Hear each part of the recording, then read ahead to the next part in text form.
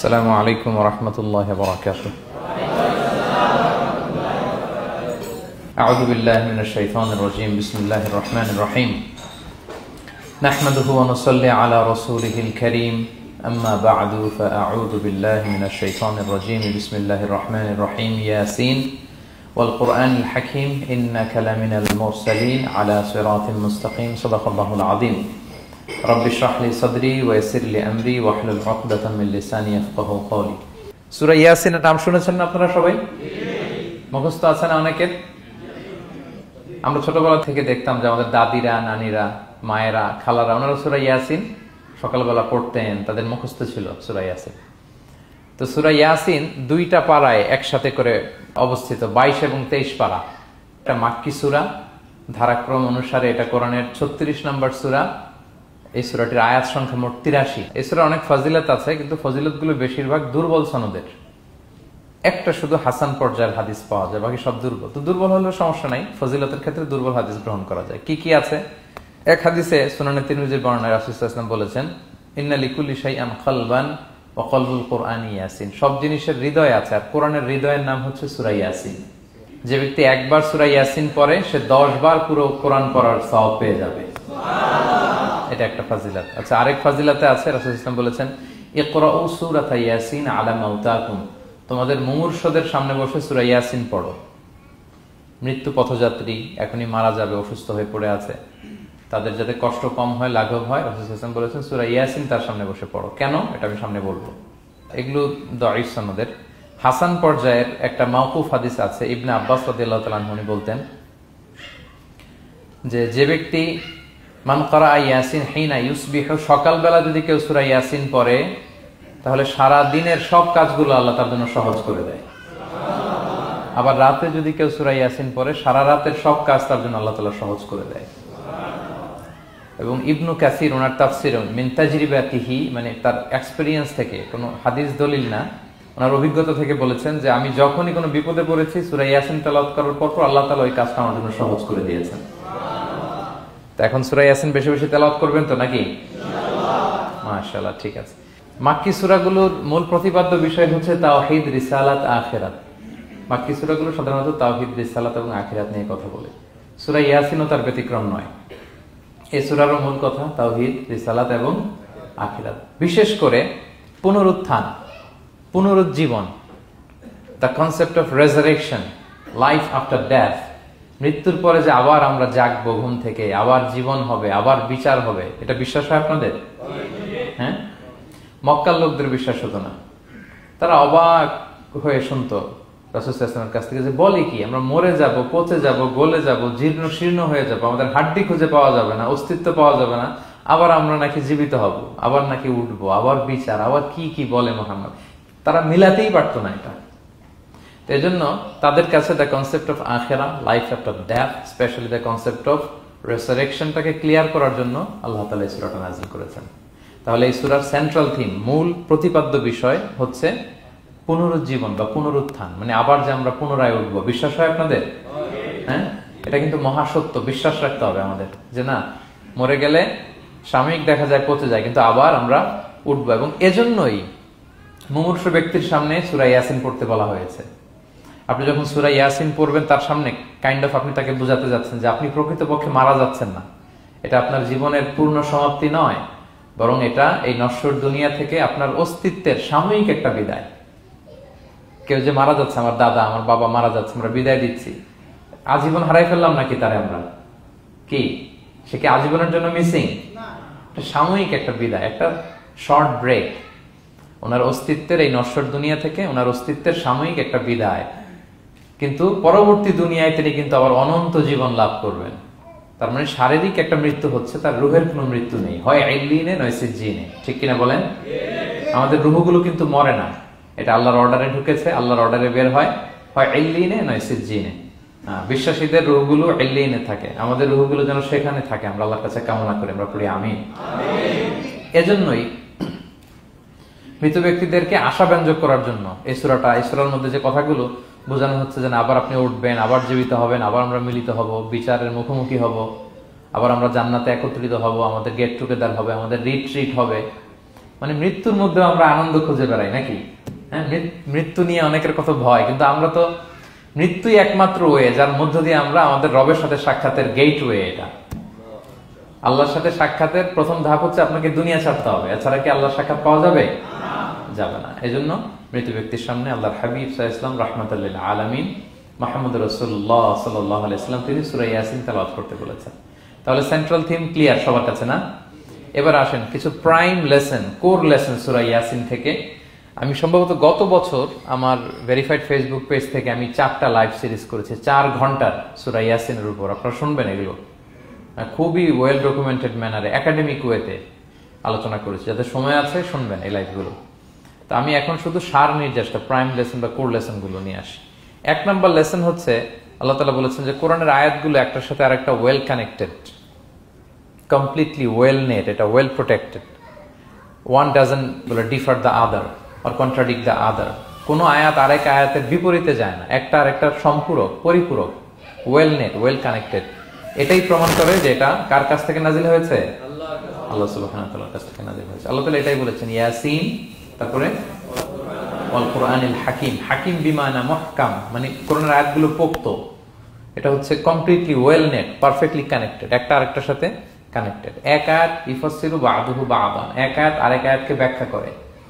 অনেক কথা কোরআনের এক জায়গায় সংক্ষেপে বলা হয়েছে, আরেক জায়গায় বিস্তারিত, এক জায়গায় ছোট করে আরেক জায়গায় বড় করে। কোন আয়াত আরেক আয়াতের সাথে কন্ট্রাডিক্ট করে না। আল্লাহ তাআলা বলছেন আফালা ইয়াতাদাব্বারুনাল কুরআন ওয়ালাউ কানা মিন ইনদি গায়রিল্লাহি লাওয়াজাদু ফীহি ইখতিলাফান কাসীরা। তারা কি কোরআন নিয়ে গবেষণা করবে না? এই কোরআন যদি আল্লাহ ছাড়া অন্য কারো কাছ থেকে নাজিল হতো তাহলে তারা কোরআনের মধ্যে অনেক বিরোধ দেখতে পেত, পরস্পর বিরোধ, অনেক বিরোধ দেখতে পেত। কিন্তু কোরআনের ভেতরে এই পুরো 30 পারায় কোথাও কি এক আয়াতের সাথে আরেক আয়াতের কন্ট্রাডিকশন আছে? কোন বিরোধ আছে বলেন? না, এটা ওয়েল নেট, ওয়েল কানেক্টেড। অন্য আয়াতে আল্লাহ বলছেন লা ইয়াতিহিল বাতিলু মিন বাইনি ইয়াদাইহি ওয়ালা মিন খালফি। সামনে থেকে পেছন থেকে কোরআনে কোনো বাতিল অনুপ্রবেশ করতে পারে না, কারণ তানজিলু মিন হাকিমিন হামিদ, এটা প্রজ্ঞাময় প্রশংসিত আল্লাহর পক্ষ থেকে এটা প্রোটেক্টেড একটা কিতাব নাজিল হয়েছে। ফলে এটা কিয়ামত পর্যন্ত প্রোটেক্টেড থাকবে। এক আয়াত আরেক আয়াতের ব্যাখ্যা করে দেয়, এটা হচ্ছে একটা ব্যাখ্যা। আবার আল কুরআনিল হাকিম মানে হচ্ছে বিজ্ঞানময় কোরআন। কোরআনের মধ্যে অনেক বিজ্ঞানের কথাও আছে। শুধু বিজ্ঞান নিয়ে কি আছে, প্রায় 1.5 ঘন্টার লেকচার আছে আমার। Scientific indications of the holy Quran, cosmic symbols, natural phenomena, cosmology, embryology, morphology, blah blah blah, অনেক কিছু। কিভাবে এই পানি উপরে যায়, ওয়াটার সাইকেল, হাইড্রোলজিক্যাল সাইকেল, বৃষ্টি হয়, সূর্য কিভাবে ডুবে ওঠে, চাঁদ, তারপর মহাবিস্ফোরণ, বিগ ব্যাং থেকে শুরু করে মায়ের পেটে বাচ্চার ভ্রূণ কিভাবে ডেভেলপ করে, যত কসমিক সিম্বল আছে কোরআনে, এটা নিয়ে আমার 1.5 ঘন্টার একটা কোরআনের সায়েন্টিফিক ইন্ডিকেশনাল লেকচার আছে। তো সেদিকে আমি যাব না। তো আল কুরআনুল হাকিমের 2টা ব্যাখ্যা হয়। এক হচ্ছে মুহকাম, মানে কোরআনের আয়াতগুলো প্রোটেক্টেড, কানেক্টেড। আরেকটা হচ্ছে কোরআনের আয়াতগুলো বিজ্ঞানসম্মত, বিজ্ঞানের সাথেও কন্ট্রাডিকশন করে না। কিছু যদি অমিল থাকে, বিজ্ঞানের অপেক্ষা করা উচিত। বিজ্ঞান সামনে আরো শিখবে, আরো জানবে, আরো ডেভেলপ হবে, তখন বারবার বিজ্ঞানের মাথা কোরআনের দিকে নিচু হয়ে আসবে। ঠিক কিনা বলেন? যত দিন যায় সহজ হয় কোরআন বোঝা আমাদের জন্য। বিজ্ঞানের আবিষ্কারের কারণে কোরআন বোঝা সহজ হয় এবং মিলে যাচ্ছে সবকিছু। তাহলে এটা হচ্ছে 1 নম্বর লেসন সূরা ইয়াসিন থেকে, যে কোরআনের সব ভার্সেস গুলা আর পারফেক্টলি কানেক্টেড, ইন্টারকানেক্টেড। 1 নম্বর। 2 নম্বর হচ্ছে সূরা ইয়াসিনের 10 নম্বর আয়াতে আল্লাহ তাআলা বলেছেন ওয়াসাওয়াউন আলাইহিম আনযারতাহুম আম লাম তুনজিরহুম লা ইউমিনুন। হে নবী, আপনি তাদেরকে ওয়ার্নিং দেন আর না দেন সমান সমান, কাজ হবে না। এর কারণ হচ্ছে জেনে বুঝে যদি কেউ সত্যকে প্রত্যাখ্যান করে, তার অন্তরে আল্লাহ মোহর মেরে দেন। জেনে বুঝে সত্যকে প্রত্যাখ্যান করলে, আমি বুঝি নাই, আমি শুনি নাই, আমি জানি নাই, এটা আল্লাহ মাফ করবে। আমি কনভিন্স হই না, এই জন্য মানতেছি না, কিন্তু আমি জানি এটা সত্য, এরপরেও যদি সত্যটা গ্রহণ না করি, তাহলে কার মুক্তি আছে বলেন তো? না, তাহলে মুক্তি নেই। এজন্য যারা সত্যান্বেষী তাদেরকে আল্লাহ পছন্দ করেন।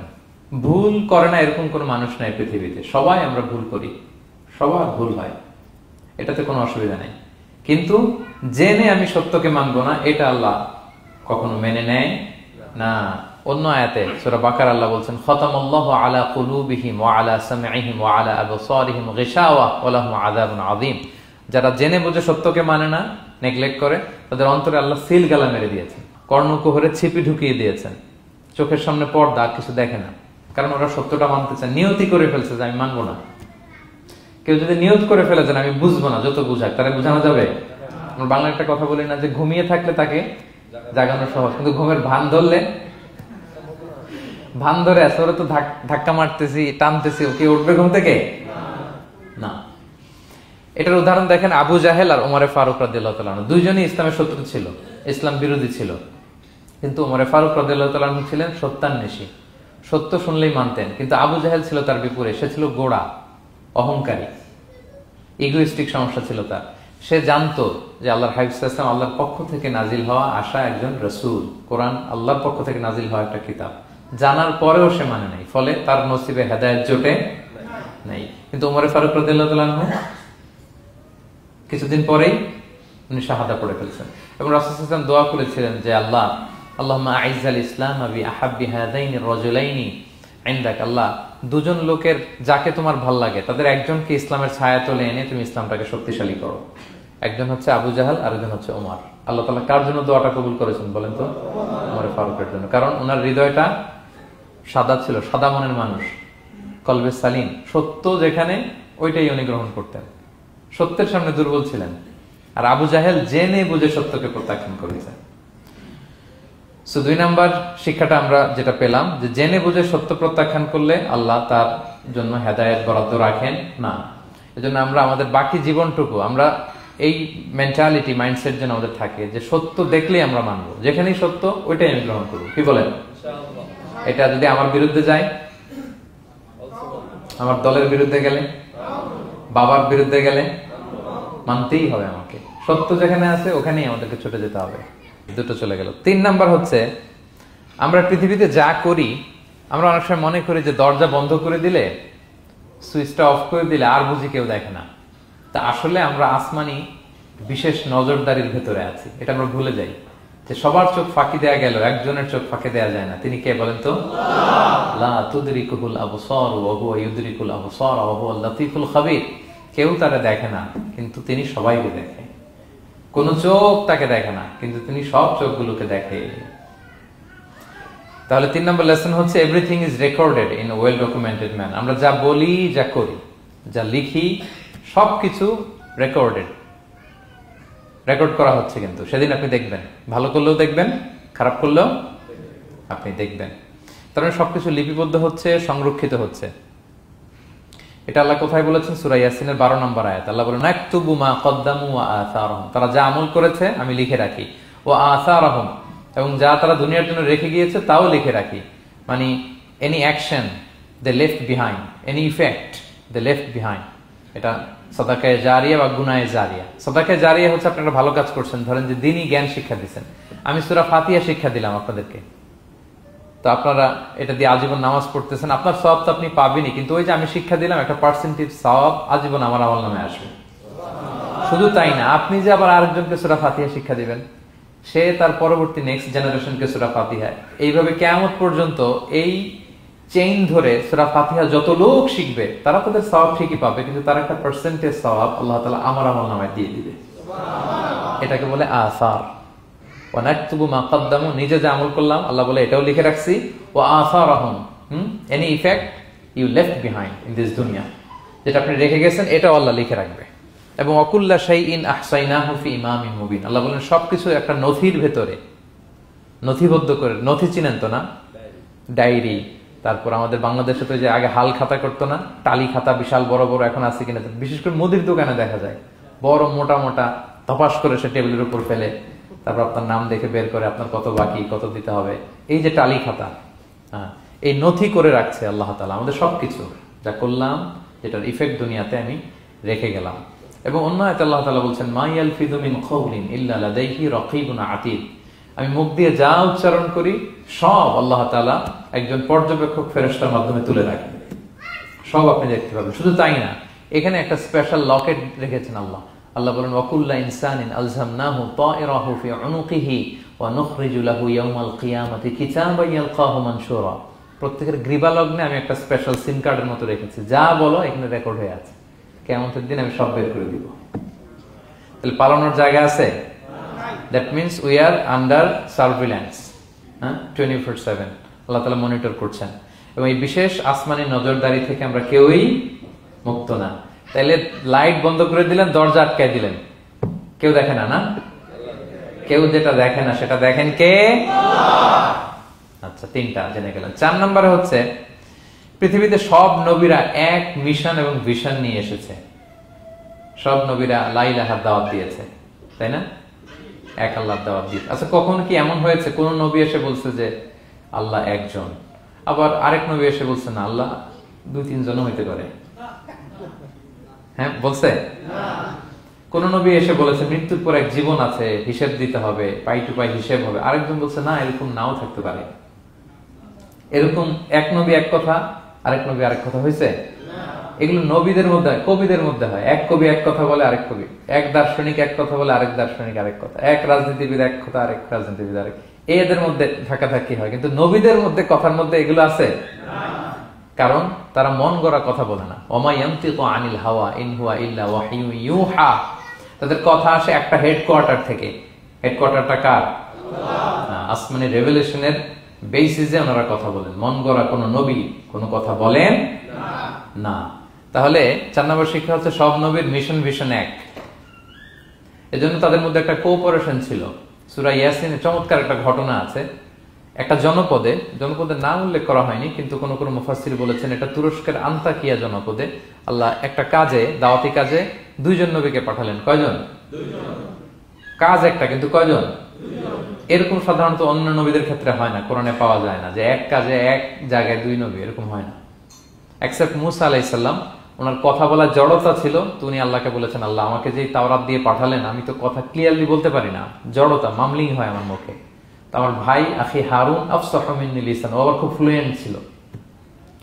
আমি নেতৃত্ব দিব, কিন্তু হারুন ভোকাল দিবে, আপনি তাকে নবী বানায় দেন। মুসা আলাইহিস সালামের দোয়ার বদলতে আল্লাহ হারুন আলাইহিস সালামকে নবী বানায় দিয়েছিলেন। 2 ভাই মিলে ফেরাউনের কাছে দাওয়াতি কাজ করেছে। কিন্তু এছাড়া আর এরকম দেখা যায় না যে এক এলাকায় এক কাজে 2 জন নবী, না। এইখানে দেখা গিয়েছে আন্তাকিয়া জনপদে আল্লাহ এক মিশনে কয়জন নবী পাঠিয়েছেন? 2 জন। আচ্ছা, কিছুদিন পরে আরো একজন, তাহলে হইল কয়জন? 3 জন। এক কাজে এক জনপদে এক এলাকায় মোট 3 জন নবী, কিন্তু এদের মধ্যে কোনো মারামারি নেই। আমাদের দায়ীদের অবস্থা দেখেন তো বাংলাদেশে, মাশাআল্লাহ। আমাদের প্রত্যেক দায়ীদের একই মিশন না? একই মিশন, একই ভিশন, একই লক্ষ্য, একই ডেস্টিনেশন, কিন্তু কত বিভেদ, কত বিরোধ দেখেন। আল্লাহ তাআলা সূরা ইয়াসিনের 14 নম্বর আয়াতে বলছেন ইদ আরসালনা ইলাইহিম ইসনাইন, প্রথম 2 জন নবী পাঠালাম একটা মিশনে, ফাআজ্জাজনা বিসালিস, এবং 3য় জন দিয়ে আরো এদেরকে মজবুত করলাম, ফাকালু ইন্না ইলাইকুম মুরসালুন, তারা যে 3 জন একই কথা বলল যে আমরা রাসূল হয়ে এসেছি। তাহলে দেখেন নবীদের মধ্যে পারস্পরিক শ্রদ্ধাবোধ ছিল। বড় নবী, ছোট নবী, প্রধান বক্তা, দ্বিতীয় বক্তা, তৃতীয়, এগুলো ছিল না। এই 3 নবীর মধ্যে প্রধান নবী, দ্বিতীয় নবী, তৃতীয় নবী আছে নাকি? না। 3 জন একই মিশনে, একই ভিশনে, কোঅপারেশনে তারা এগিয়ে গিয়েছে। তো দেখেন আমরা যারা কোরআনের দায়ী, আমরা তো নবীদের কাজটাই করি, ফলে আমাদের মধ্যে এই কোঅপারেশন থাকতে হবে, এই রেসপেক্ট থাকতে হবে। আমি ব্যক্তিগতভাবে খুবই লজ্জিত যে আমাদের এই দাওয়া অঙ্গনটাকে আমরা কলুষিত করে ফেলেছি। আমরা অন্য আলেমকে, অন্য দায়ীকে তুচ্ছ করা, তাচ্ছিল্য করা, ছোট করা, হেয় করা, তাকে বাতিল করা, নাকচ করা, এরকম আমরা করে থাকি। আমি একাই ইসলামের মুখপাত্র, আমি যা বলবো এটাই, এটা ঠিকাদারি আমার কাছে, এরকম একটা মেন্টালিটি আছে না? এটা নবীদের মাইন্ডসেট এরকম ছিল না।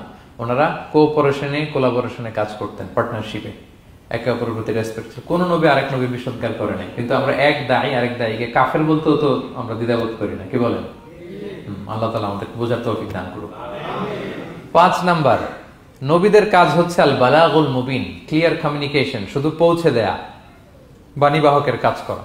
আল্লাহ তাআলা বলছেন ওমা আলাইনা ইল্লাল বালাগুল মুবিন। ওই 3 জন নবী যখন বুঝালেন, তারা এলাকাবাসী মানে না, রিজেক্ট করলো, কিন্তু তারা বললো যে আমাদের কাজ হচ্ছে পৌঁছে দেওয়া, মানবা কি মানবো না এটা তোমাদের কাজ। আমাদের কাজ কি? আল বালাগুল মুবিন, কোরআনিক টার্মিনোলজি, মানে হচ্ছে ক্লিয়ার কমিউনিকেশন, আমাদের কাজ পৌঁছে দেওয়া, এর বেশি কিছু না।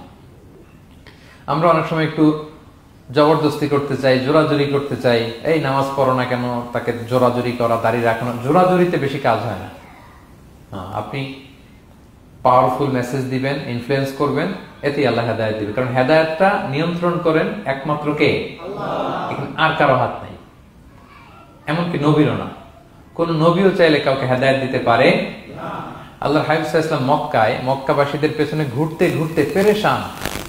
উনি তো রহমতের নবী, উনি ভাবতেছিলেন হায়রে একটু যদি আমার কথা মানতো তাইলেই তো জাহান্নাম থেকে বেঁচে যায়। আর একটু দাওয়াত দেই, সকালে দেই, দুপুরে দেই, বিকেলে দেই, রাতে দেই। তাদের পিছনে ঘুরতে ঘুরতে রাসূল সাল্লাল্লাহু আলাইহি ওয়াসাল্লাম পেরেশান হয়ে যেতেন।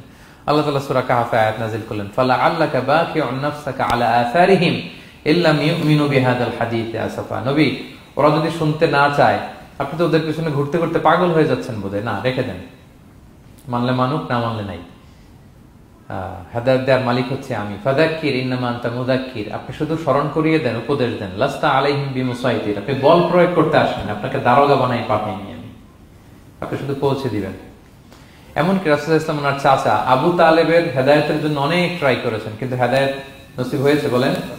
কারণ ইন্নাকা লা তাহদি মান আহবাবতা ওয়ালাকিন্নাল্লাহ ইয়াহদি মান ইয়াশা। নবী, আপনি যাকে চান তাকে হেদায়েত দিতে পারবেন না। তাহলে আমাদের যারা দাঈ, আমাদের কাজ কি? পৌঁছে দেওয়া। বলেন তো, কাজ কি? নাকি বল প্রয়োগ করা, জোরাজোরি করা? মাশাআল্লাহ। 7 নাম্বার লেসন হচ্ছে, এই পৃথিবীর সবকিছু আইন মানে কার? বলেন তো, আল্লাহর। ইচ্ছায় অনিচ্ছায় সবকিছু আল্লাহর আইন মানে, আমরা ছাড়া শুধু। আকাশ, জমিন, বাতাস, বৃষ্টি, মেঘমালা, পাহাড়, সাগর, নদী, সূর্য, চন্দ্র, সব আইন মানে কার? আল্লাহর আইন মানে। সে কথা আল্লাহ বলছেন, ওয়াশ-শামসু তাজরি লিমুস্তাকাররিল লাহা, আমি সূর্যের জন্য একটা গতিপথ দিয়েছি, কক্ষপথ, অক্ষপথ, সে ওইদিকেই ঘুরে, ওরা ঘুরতে বলছে ও ঘুরে, এর কোনো ব্যত্যয় নাই। যালিকা তাকদীরুল আজিজিল আলিম, এটা আমি আল্লাহ ফিক্স করে দিয়েছি। ওয়াল কামারা কাদ্দারনাহু মানাজিলা হাত্তা আদা কাল উরজুনিল কাদিম, আর চাঁদকে আমি 30টা মঞ্জিল দিয়েছি। দেখবেন চাঁদ কিন্তু এক জায়গায় উদিত হয় না, 30 দিনে 30 জায়গায়, পুরো মাস ব্যাপী এদিক থেকে ওদিকে শুধু ঘুরে। এটা আল্লাহ ফিক্স করে দিয়েছে, এটা ওর বিধান। আমাদের জন্য কোরআন বিধান হিসেবে দিয়েছে, আমরা মানি না, কিন্তু প্রত্যেক প্রাণীর জন্য, সৃষ্টির জন্য যে বিধান আল্লাহ ফিক্স করেছেন ওরা ওইটাই মানে, একটু একচুল পরিমাণ ডান ব্যয় করে না। সুবহানাল্লাহ, সুবহানাল্লাহ। সো জগতের সবকিছু আল্লাহর দেয়া বিধান মেনে চলে, কারণ গোটা জগৎটাই তো তার। গোটা জগৎটা কার বলেন? ফলে আইনও চলবে তার। আমরা যেন আল্লাহর সবগুলো আইন মেনে চলি।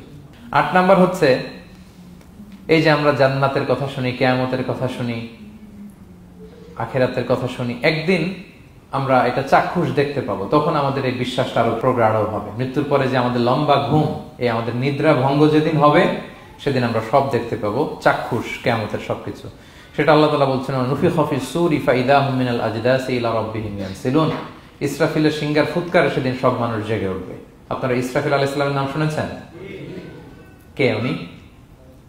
একজন ফেরেশতা। উনি বড় একটা সিংহায় ফুৎকার দিবেন। সৃষ্টির পর থেকে আল্লাহ ওনাকে একটা কাজের জন্য অ্যাসাইন করেছেন, শুধু ফু দিবে 3টা। কয়টা? আর কোন কাজ আছে? That's it, that's it. শুধু 3টা ফু দিবে, 3 বারে। ঠিক যে মুহূর্তে আপনারা এখন কথা শুনছেন, এই মুহূর্তে উনি ওই ট্রাম্পিট সিংহা নিয়ে আরশের দিকে তাকায় আছে, কখন আল্লাহর আদেশ আসে, 1 সেকেন্ডের জন্য দেরি না, চোখের পলক যাতে দেরি না হয়ে যায়, তাকিয়ে আছেন উনি। ফুৎকার দিবে তো কবর থেকে মানুষগুলো উঠবে। মিনহা খালাকনাকুম ওয়া ফিহা নুঈদুকুম ওয়া মিনহা নুখরিজুকুম তারাতান উখরা, এই কথাই আল্লাহ এই সূরাতে বলেছেন। তো মানুষ যখন উঠবে, কারো ঘুম হবে 50 বছর, কারো 500 বছর, কারো 5000 বছর, কারো 5 লক্ষ বছর। পৃথিবীতে প্রথম নিহত হয়েছে কে জানেন? হাবিল। আদম আলাইহিস সালামের ছেলে হাবিল পৃথিবীর প্রথম মারা গেছে। সে, তার ঘুমটা কত লম্বা বলেন তো? সে কত হাজার বছর, লক্ষ বছর বেচারা ঘুমাচ্ছে, হ্যাঁ, তার কবরে। তো এই সব সিংহার ফুৎকারে সব কবর থেকে উঠবে। ক্বালু ইয়া ওয়াইলানা মান বাআসানা মিন মারকাদিনা হাযা, কিরে কে ভাঙালো এই লম্বা ঘুমটা? সবাই তো ঘুমাচ্ছিলাম। হাযা মা ওয়া'দার রহমান, ফেরেশতারা বলবে এইটাই সেই দিন যেটা বিশ্বাস করো না এই দুনিয়াতে। ওয়াজ নসিহত হইলে তো তোমরা মানতা না, বলতা এগুলো কিছু নাই। আজকে সেই দিন। সাদাকাল মুরসালুন, রাসূলরা সত্যই বলেছেন। ওই দিন মানুষ চাক্ষুষ কিয়ামতকে অবলোকন করবে। 9 নম্বর শিক্ষা হচ্ছে, তখন আল্লাহ তাআলা বিচার প্রতিষ্ঠিত করবেন। ওই বিচারে আল্লাহ কাউকে ঠকাবেন না। বলেন তো, আল্লাহর বিচারে কোনো পার্সিয়ালিটি আছে? কোন ঘুষ দেওয়ার সিস্টেম? স্বজনপ্রীতি আছে? না। এই কথা আল্লাহ বলেছেন সূরা ইয়াসিনের 54 নম্বর আয়াতে, ফালিয়াউমা লা তুযলামু নাফসুন শাই, কোনো জুলুম হবে না। ওয়া তুজজাউনা ইল্লা মা কুনতুম তা'মালুন, যে যা করেছো ওইটারই প্রতিদান পাবে। এমন না যে আপনি করছিলেন খুব ভালো কিন্তু আপনি পান নাই, এটা হবে না। যার যে রিওয়ার্ড পাওয়ার কথা ওইটাই পাবেন, কারণ আল্লাহ জুলুম করেন না। ওমা আনা বিযাল্লামিন লিল আবিদ, আল্লাহ বলে আমি আমার বান্দার প্রতি বিন্দু পরিমাণ জুলুম করি না। ওয়া নাদাউল মাওয়াজিনাল কিসতা লিয়াউমিল কিয়ামাহ ফালা তুযলামু নাফসুন শাইআ, সেদিন আমি ন্যায় বিচারের মানদণ্ড স্থাপন করব, ওখানে একটা চুল ফেললেও এটা ওজন নাই। ফামান ইয়ামাল মিসকালা যাররাতিন খায়রান ইয়ারা ওয়া মান ইয়ামাল মিসকালা যাররাতিন শাররান ইয়ারা, অনুপরিমাণ ভালো করলে ভালো পাবেন। এই যে সে লিল্লাহি তাকবীর বলছে, সওয়াব হইছে না? সে ওই দিন আমলনামায় দেখবে কি রে অমুক এক মাহফিলের মধ্যে আমি লিল্লাহি তাকবীর বলছিলাম, এইটার এতগুলা সওয়াব। তারপরে এই যে আপনারা আল্লাহু আকবার বলছেন, এতে সওয়াব হইছে না? এরকম ছোট্ট ছোট্ট প্রতি মুহূর্তে একজন রাস্তা চেনে না, রাস্তা দেখাই দিলেন, একজন একটা ভালো উপদেশ দিলেন। এইভাবে ছোট্ট ছোট্ট যত ভালো কাজ সব পাবেন, ছোট্ট ছোট খারাপ কাজ সব সেদিন পাবেন, কোনো জুলুম হবে না। আচ্ছা, 10 নম্বর শিক্ষা হচ্ছে যারা জান্নাতে যাবে, জান্নাতের একটা ফিচার হচ্ছে, মেজর ফিচার, জান্নাতে যে জান্নাতীরা যা চাবে তাই পাবে, কোনো না নাই সেখানে, যার যেটা মনে চায়। এটা সূরা ইয়াসিনের 57 নম্বর আয়াত আল্লাহ বলেছেন, লাহুম ফিহা ফাকিহা ওয়া লাহুম মা ইয়াদদাউন, সেখানে অজস্র অঢেল সুস্বাদু মুখরোচক ফলমূল থাকবে। দুনিয়াতে এক ফলে এক মজা, আনারসের মজা তরমুজে নাই, তরমুজের মজা আমে নাই, আমের মজা বাঙ্গিতে নাই, বাঙ্গির মজা কাঁঠালে নাই, কাঁঠালের মজা ডুরিয়ানে নাই। যেইটা খাবেন ওইটা স্বাদ। জান্নাতে এক ফলের ভেতরে 1000 রকমের স্বাদ আল্লাহ ঢুকাই দিবে। আচ্ছা, দুনিয়াতে যে কমলা খান, কমলার ছোলা খান, হ্যাঁ, ডাব যে খান, ডাবের ছোলাটা খান, শুধু পানি, ওইখানে ডাবের চেয়ে আর ডাবের ছোলা মজা লাগবে। কমলার চেয়ে কমলার ছোলা হবে আরো সুস্বাদু, মানে ওইটার ফিচারের সাথে দুনিয়ার ফিচারের কোনো তুলনাই হয় না, নো কম্পারিজন। যা চাবে তাই হবে। ইয়াসিনের 11 নম্বর শিক্ষা হচ্ছে সেদিন নিজের হাত পা নিজের বিরুদ্ধে সাক্ষী দিবে যারা জাহান্নামে যাবে। কারণ জাহান্নামীরা বলবে না আল্লাহ করি নাই, তোমার ফেরেশতারা ভুলে লিখছে, আল্লাহ আরেকজনের আমলনামা আমারে দিয়ে দিছে, এই অনেক ধরনের অজুহাত। তখন আল্লাহ তাআলা তার মুখটাকে সিলগালা করে দিবেন। ফালইয়াউমা নাখতিমু আলা আফওয়াহিহিম ওয়া তুকাল্লিমুনা আইদিহিম ওয়া তাশহাদু আরজুলুহুম বিমা কানু ইয়াকসিবুন। আল্লাহ বলে তোমার মুখ আমি সিলগালা করে দিলাম, হাত কথা বলবে, তখন পা সাক্ষী দিবে কোথায় যে এই পাপটা করছেন। আপনি অবাক হন, কি রে, এই হাতে তো কত আংটি পরলাম, এরপর কত লোশন মাখলাম, হ্যাঁ, কত সুন্দর বডি ওয়াশ দিয়ে হাতটাকে ক্লিন রাখলাম, তারপর হাতের মধ্যে গ্লাভস পরলাম, হাত পা কত যত্ন আমি নিলাম। এই হাত পা আমার বিরুদ্ধে কথা বলে, রাগে মানুষ বলবে ওয়াকালু লিজুলুদিহিম লিমা শাহিদতুম আলাইনা, কি রে আমার বিরুদ্ধে কথা বলিস কেন? তো হাত পা বলবে ক্বালু আনতাকানাল্লাহ আল্লাযী আনতাকা কুল্লা শাই, ওই আল্লাহ আজকে আমাকে কথা বলার সুযোগ দিয়েছে, যে আল্লাহ চাইলে যে কাউকে, যে কোনো সৃষ্টিকে কথা বলার সুযোগ দিয়ে থাকে। পাথরকে আল্লাহ জবান দিতে পারেন, দিয়েছেন। রাসূল সাল্লাল্লাহু আলাইহি ওয়াসাল্লাম মক্কার শিয়াবের মধ্য দিয়ে যখন হাঁটতেন, অনেক পাথর রাসূল সাল্লাল্লাহু আলাইহি ওয়াসাল্লামকে সালাম দিয়ে বলেছেন, আসসালামু আলাইকা ইয়া নবী আল্লাহ, হে আল্লাহর নবী আপনাকে সালাম। কে দিয়েছে সালাম? পাথর। মরা খেজুর গাছ কেঁদে উঠেছে নবীর জন্য, তার মানে এগুলোর ভেতরে প্রাণের সঞ্চার করেছেন কে? আল্লাহ। সেদিন হাতের ভেতরে আল্লাহ তাআলা কথার শক্তি দিবেন। আপনার হাত আপনার বিরুদ্ধে, পা বিরুদ্ধে, আপনার বডি আপনার বিরুদ্ধে সাক্ষী দিবে। সো খবরদার, অতটুকু পাপ করি যতটুকু পাপের শাস্তি বহনের ক্ষমতা আমার আছে, একটু হিসাব মিলিয়ে নিই আমরা। 12 নম্বর লেসন হচ্ছে যে আমরা শক্তিশালী হই, ছোট থেকে বড় হই, এরপরে আবার দুর্বল হয়ে যায়। আল্লাহ বলেন ওমান নুআম্মিরহু নুনাক্কিসু ফিল খালকি আফালা ইয়াকিলুন, আমি যখন কারো বয়স বাড়িয়ে দেই তাকে আবার দুর্বল করে দেই। এটাই জীবন চক্র। দেখেন, শৈশব দিয়ে শুরু, তারপর কৈশোর, তারুণ্য, যৌবন। যৌবনের কথা চিন্তা করে বেশিরভাগ যুবক কি শক্তি গায় না, যা খায় ওইটাই হজম হয়ে যায়। ওভারটাইম করতে পারি, লাগাতার কাজ করতে পারি, মানে অনেক ক্যাপাসিটি। কিন্তু সেই আপনি যখন 60, 70, 80-তে যাবেন আর পারা যায় না, তখন একটা লাঠি লাগে। কি লাগে?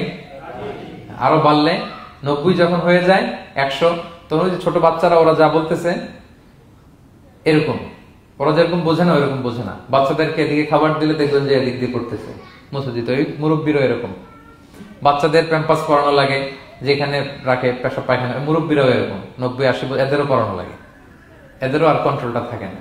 তাহলে দেখেন, this is our life cycle. এভাবেই তারুণ্য, যৌবন, প্রৌঢ়ত্ব, এরপর আবার বার্ধক্য। আল্লাহ বলে এরপরও তোমরা বুঝবা না?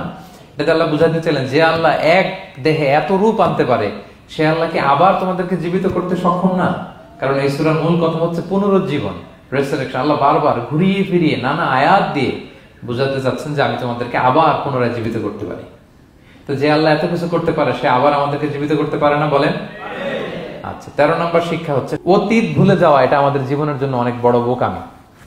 আমরা ভুলে যাই অনেক সময় আমরা কি ছিলাম, কোথায় ছিলাম, ভুলে যাই। আল্লাহ বলেন, আওয়ালাম ইয়ারাল ইনসানু আন্না খালাকনাহু মিন নুতফা ফাইদা হুয়া খাসীমুম মুবিন। মানুষ কি দেখে না যে ওদেরকে আমি কোত্থেকে সৃষ্টি করছি? দেখেন, আমাদের এত বড় বাড়ি গাড়ি, আমাদের এত নাম যশ খ্যাতি, আমরা আদিতে কি ছিলাম? সামান্য এক ফোঁটা বীর্য। বাবার পিঠ থেকে মায়ের গর্ভে ছোট্ট একটা পানি থেকে আমাকে সৃষ্টি করেছেন কে? আল্লাহ। এই সৃষ্টির আগে তো কিছুই ছিলাম না। আপনার বয়স এখন 50। আচ্ছা, 500 বছর আগে আপনি কই ছিলেন বলেন? আপনার দাপট তো আজকে থাকা যায় না এই পৃথিবীতে। সব নাকি আপনার, এরকম বলে না? সব আমার পাওয়ার, আমার ক্ষমতা। আজ থেকে জাস্ট 500 বছর আগে আপনি কই ছিলেন? আপনার কোনো নাম ছিল? আপনার কোনো গ্রাম ছিল? কোনো অ্যাড্রেস ছিল?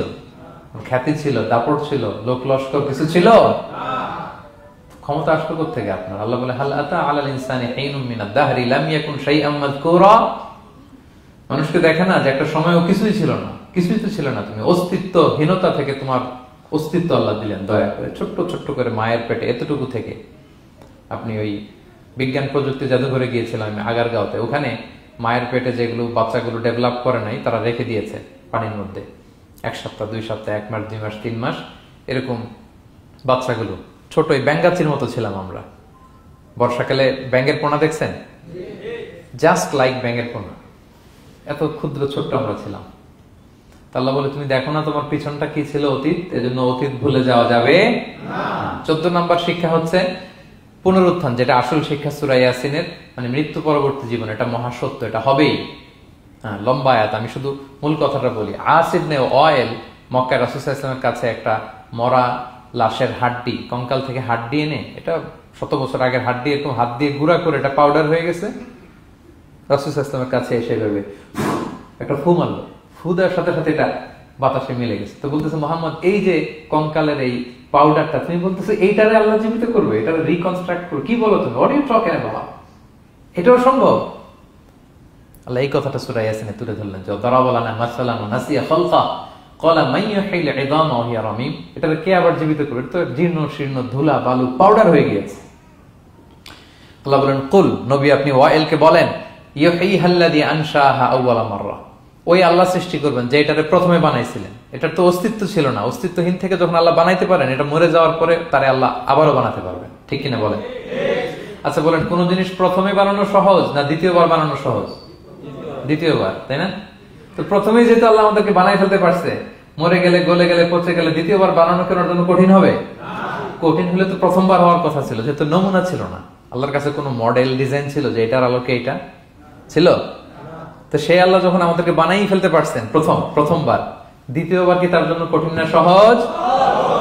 তখন বিষ্ণু ইসলাম বললেন যে এই পাউডার, তুমি যে কঙ্কালের হাড্ডি ফু দিয়ে বললা, এটাকে আল্লাহ জীবিত করবেন, অনুরূপভাবে তোমাকেও জীবিত করবেন এবং তোমাকে জাহান্নামে নিক্ষেপ করবেন।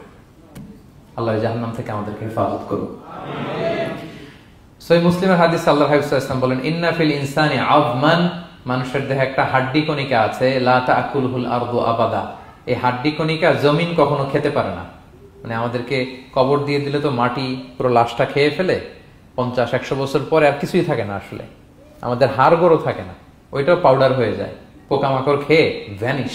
কিন্তু একটা জিনিস ছাড়া, আমাদের এই যে শির দ্বারা ব্যাকবোন, আমাদের স্পাইনাল কর্ডের একেবারে নিচে ট্রায়াঙ্গেল ছোট্ট একটা হাড্ডি কণিকা আছে, ত্রিভুজ আকৃতির। এটাকে ডাক্তারি ভাষায় বলে কক্সিক্স টেইল বোন, পুচ্ছাস্তি বলে। এই ছোট্ট কণা, এইটা নষ্ট হয় না। আল্লাহ বলে, এইটাকে বেইস ধরে আমি কিয়ামতের দিন তোমাদের সবাইকে আবার জীবিত করব। হিন্দুরা যে শ্মশানে লাশ পোড়ায়, সব পুড়ে যায়, কক্সিক্স পুড়ে নয়, ছোট্ট কক্সিক্স কোথা হয় জানেন? গরুর লেজটা যেখান থেকে শুরু হয় ওই জায়গায়, মানে আমাদের শিরদাঁড়ার একেবারে নিচের দিকে ছোট্ট একটা ট্রায়াঙ্গেল হাড্ডি কণিকা আছে, খুবই ছোট ট্রায়াঙ্গেল বোন পার্টিকেল। এটা থেকে আল্লাহ সৃষ্টি করবে। এটা বিমানের ব্ল্যাক বক্সের মতো, বিমান জ্বলে পুড়ে যায়, সাগরের নিচে গেল ব্ল্যাক বক্স কিছু হয় না। জানেন যে MH কত 370, ওই যে ডুবলো যে ভারত মহাসাগরের নিচ থেকে 3 দিন সিগন্যাল দিচ্ছিল ব্ল্যাক বক্স, এরপর এটার ব্যাটারিও নাই, আর দিতেও পারে নাই। দেখেন সব ধ্বংস হয়ে যায়। ব্ল্যাক বক্স থেকে বিমানের সর্বশেষ কি হয়েছিল ইনফরমেশন গুলো পাওয়া যায়, ওইটা নষ্ট হয় না সাধারণত বিমানের। এই আল্লাহ তাআলা এই ব্ল্যাক বক্স দিয়ে দিয়েছেন আমাদের পেছনে, আজবুল জানাব। এখান থেকে আল্লাহ তাআলা সেদিন আমাদেরকে রিকনস্ট্রাক্ট করবেন। তাহলে পুনরুত্থান, আবার যে আমরা জীবিত হবে, এটা বিশ্বাস হয় আপনাদের? হয়। এটা করতে আল্লাহ কিছুই লাগে না, শুধু কুন বললেই হয়ে যায়। কি বললে? এই কুন কথা দিয়ে আল্লাহ তাআলা শেষ করেছেন সূরা ইয়াসিন। আল্লাহ বলেন যে আল্লাহর যে অসীম ক্ষমতা, এটা শুধু কুন বললেই হয়। ইন্নামা আমরুহু ইযা আরাদা শাইআন আইয়াকুলা লাহু কুন ফায়াকুন। কুন হও, ফায়াকুন হয়ে যায়। বি ইট ওয়াজ, হও বলতে হয়ে যায়। তাই বলে কি আল্লাহ হও বলাটাও জরুরি না, তিনি হও বলারও মুখাপেক্ষী না। দুনিয়াতে আমাদের বোঝানোর জন্য তিনি বলছেন যে আমি কুন বললেই হয়ে যায়, ওনার কুনও বলা লাগে না, চিন্তা করা মাত্রই হয়ে যায়। ফাআলুল লিমা ইউরিদ, তিনি যা ইচ্ছা তাই করতে পারেন। সো সেই আল্লাহকে যেন আমরা ডাকি, তার কাছে যেন আমরা ফরিয়াদ করি, আমাদের মনের আকুতি, চাহিদা, প্রার্থনা তার কাছে যেন আমরা নিবেদন করে পেশ করি। আল্লাহ তাআলা আমাদের সবাইকে কথাগুলো বোঝার ও আমল করার তৌফিক দান করুন। হাযা মা ইনদি ওয়াল ইলমু ইনদাল্লাহি আলাইহি তাওয়াক্কালতু ওয়া ইলাইহি উনীব। আসসালামু আলাইকুম ওয়া রাহমাতুল্লাহি ওয়া বারাকাতুহু।